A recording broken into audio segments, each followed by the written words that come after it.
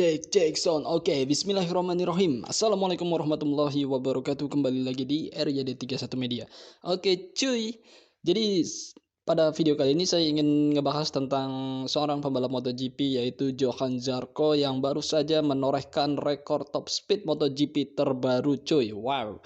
Jadi dia ngegeber tuh Ducati Desmodes DC GP21. Ngomongnya beribet banget ya.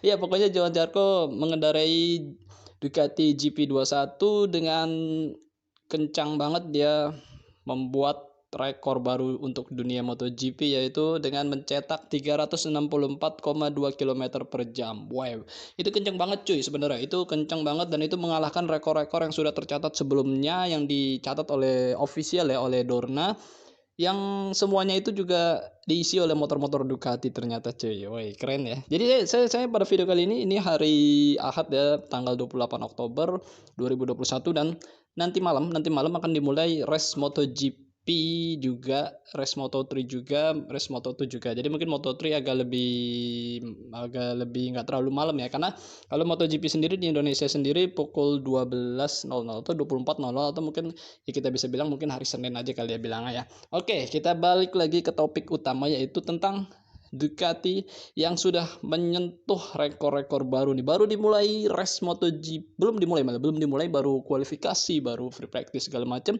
Ducati sudah mencetak sejarah baru untuk MotoGP cuy, yaitu dia menyentuh rekor top speed, dan ini secara ofisial ya, karena sebelumnya di kemarin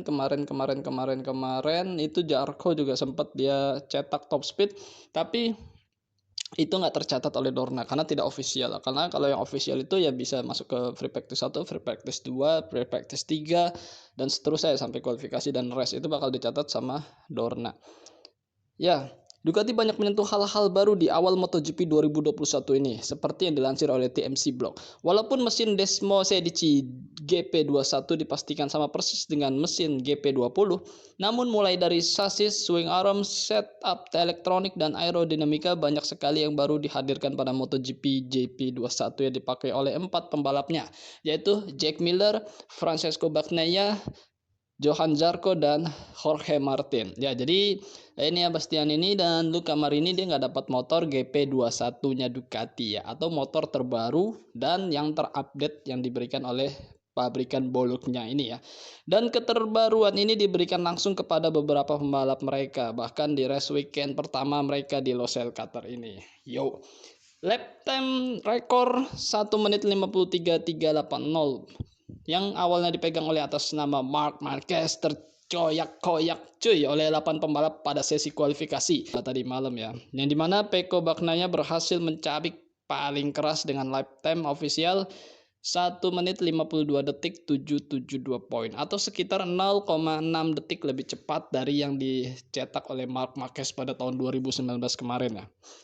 Nah, kalau masalah soal cepat itu, maksudnya bisa lebih cepat lifetime-nya, itu biasanya ada penyebabnya cuy. Nggak cuma sekedar motornya kenceng, mesinnya kuat, enggak ya. Jadi ada beberapa faktor variabel, seperti misalnya dia melakukan hard braking paling lambat ya, atau istilahnya late braking lebih cepat. Jadi kalau pas keluar akselerasi juga bisa, jadi keluar tikungan dia udah paling, motornya bisa melesat gitu kan, tanpa harus takut dia ya istilahnya apa sih, kayak godek-godek lah kan, atau apa gitu, hingga high side gitu kan. Terus yang paling penting sih karena itu motor yang cukup ideal. Jadi kalau motor yang nggak ideal, jadi misalnya top speednya sendiri, kita tahu kan misalnya top speed mesin V4 itu memang bisa melengking jauh lebih tinggi daripada mesin inline 4. Itu yang sudah kita tahu dari apa yang terjadi dalam MotoGP ya. Tapi nggak juga, sampai sebenarnya kemarin Quartararo juga sempat dia mencetak sampai 350-an kilometer per jam sih. Saya sempat lihat juga, cuma saya masih cari lagi datanya. Tapi kalau kita ngomongin masalah rekor top speed, itu memang semuanya rata-rata dikuasai oleh motor dari pabrikan Bologna ini, yaitu Ducati cuy. Jadi sebelum race weekend Qatar itu top speed tertinggi itu masih diperoleh oleh Andrea Dovizioso dengan Ducati Desmo di GP 19 dengan catatan 356,7 km per jam pada sesi free practice ketiga tahun 2019 di Mugello ya, sirkuit Mugello. Nah, kalau Johan Zarco ini dia